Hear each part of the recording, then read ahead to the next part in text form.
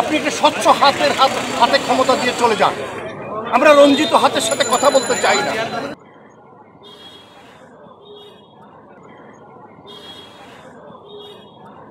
আমরা প্রত্যেকে আমাদের বুকের তাজা রক্ত ঢেলে দিব।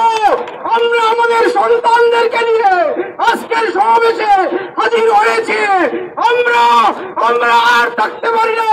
আমরা আমাদের বিবেক অর্জন করি নাই। আমরা আমাদের শরীরের রক্ত এখনো তাজা রয়েছে।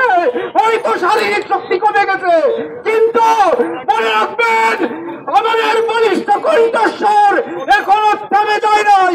আমরা কোনি হাসিনার পদত্যাগ দাবি করছি। আপনার হাত রঞ্জিত, আপনি একটা স্বচ্ছ হাতে ক্ষমতা দিয়ে চলে যান। আমরা রঞ্জিত হাতের সাথে কথা বলতে চাই না। এই বাংলাদেশের সন্তানরা কোনো রঞ্জিত হাতের সাথে কথা বলতে চায় না। এটাই হচ্ছে বাস্তবতা। এই বাস্তবতা বুঝুন, না হলে বিপদ। আমরা বিপদ চাই না, আমরা শান্তিপূর্ণ বাংলাদেশ। পুলিশের উল্লেখ নাই যে পুলিশ গুলি করছে।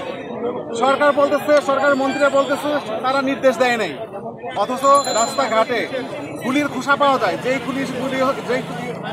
খোসাগুলি হলো মানে সরকারি বাহিনী কর্তৃক ব্যবহৃত। তার কাছে আমরা বিচার চাইব। দেখা যায় যে বাহিনীও নিতেছে না, দায়িত্ব নিচ্ছে না সরকার, তাহলে এটা বিচার হইতেই হবে।